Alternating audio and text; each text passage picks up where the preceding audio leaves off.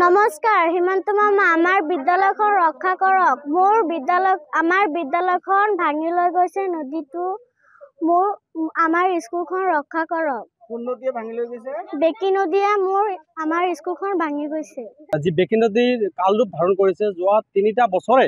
এইখিনি ঠাইৰ কমসে কম 200টা পৰিয়াল ইতিমধ্যে বেকি নদীত যা গ'ল ৰাস্তা ঘাট কিন্তু যাতায়াত অৱস্থা খুব বেয়া হৈ আছে আজি কিন্তু স্কুলৰ ছাত্ৰ ছাত্ৰীয়ে আজি প্ৰতিবাদ কৰিবলৈ বাধ্য হৈছে অসমৰ সন্মানীয় মুখ্যমন্ত্ৰী ডাঙৰীয়াক তেওঁলোকে কিন্তু অনুৰোধ কৰিবলৈ বাধ্য হৈছে কিয়নো কাৱৰজাহী অঞ্চলত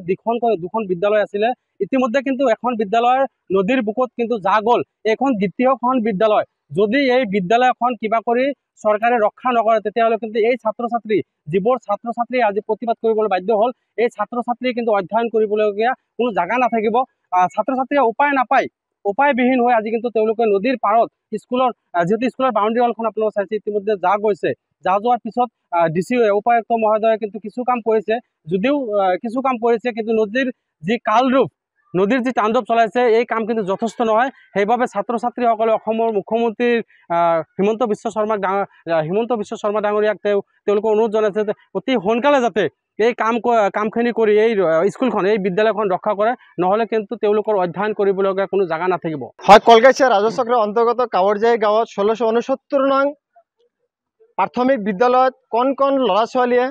মাননীয় মুখ্যমন্ত্ৰী মহোদয়ৰ ওচৰত বিনম্ৰভাৱে অনুৰোধ জনাইছে যে আমাক বিদ্যালয়খন ৰক্ষা কৰক বেকি নদীৰ পৰা আমাক ৰক্ষা কৰক আমি এই ক্ষেত্ৰে মাননীয় মুখ্যমন্ত্ৰী মহোদয় বৰপেটা জিলাৰ কৃষি মহোদয়ক অনুৰোধ জনাওঁ লগতে জলসম্পদ বিভাগে কৃতপক্ষক অনুৰোধ জনাওঁ অনতি পলমে এই গাঁওখনৰ লগত এখন LP স্কুল আছে LP স্কুলখন ৰক্ষা কৰক অন্যথায় এই LP স্কুলখন দুদিনৰ ভিতৰত বেকি নদীৰ বুকত যা যাব ইতিমধ্যে বহুতো বাড়িঘৰ বেকি নদীৰ বুকত যা গৈছে মোৰ নিজৰো ঘৰ গৈছে এই ইতিমধ্যে দুদিনৰ ভিতৰত 4-5টা ঘৰ গ'ল প্ৰায় 2 মাহৰ ভিতৰত বহুতখিনি ঘৰ ইতিমধ্যে বেকি নদীৰ বুকত যা গৈছে আৰু স্কুলখনৰ দুদিনৰ ভিতৰত স্কুলখন বেকি নদীৰ বুকত যোৱাৰ সম্ভাৱনা হৈছে তাৰ কাৰণে কোন ল'ৰা ছোৱালীয়ে আজি প্ৰতিবাদ কৰিলে যিকোনো খবৰৰ বাবে যোগাযোগ কৰক 7099017330 অথবা 7099017390 নম্বৰত